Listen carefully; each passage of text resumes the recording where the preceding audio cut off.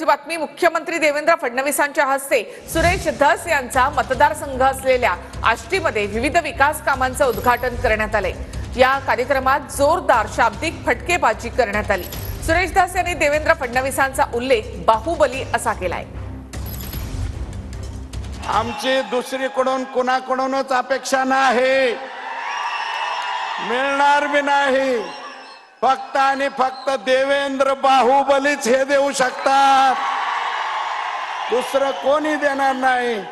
म्हणजे मला 4 टीएमसी मिळालं तर पलीकडे जाता येईल।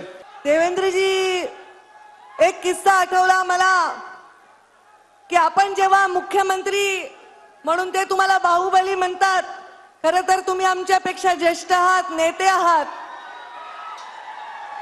आणि आम्ही ज्या कॅबिनेट मध्ये काम करतो त्याचे तुम्ही प्रमुख आहात।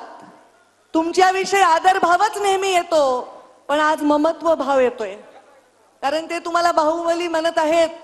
काही वर्षापूर्वी मला शिवगामिनी म्हणत होती, तर शिवगामिनी बाहुबलीची आई आहे आणि त्याच्यामुळे मला आज तुम्हाला बघताना वेगळाच भाव आला।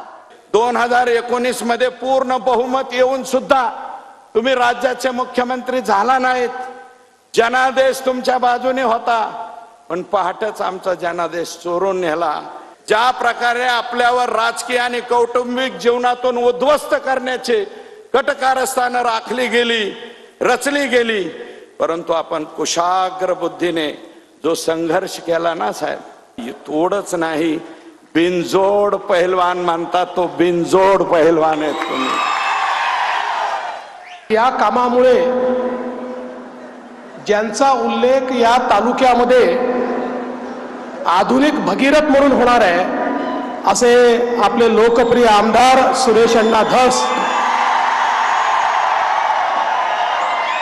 मला मंत्रिपद नको, मला पालकमंत्रीपद नको, आणखी दुसरं काही देऊ नका साहेब, फक्त हे 4 टीएमसी आणि तिकडचं 3.5 टीएमसी। आणि हे नव्हतेच साहेब, मला हे नव्हतेच।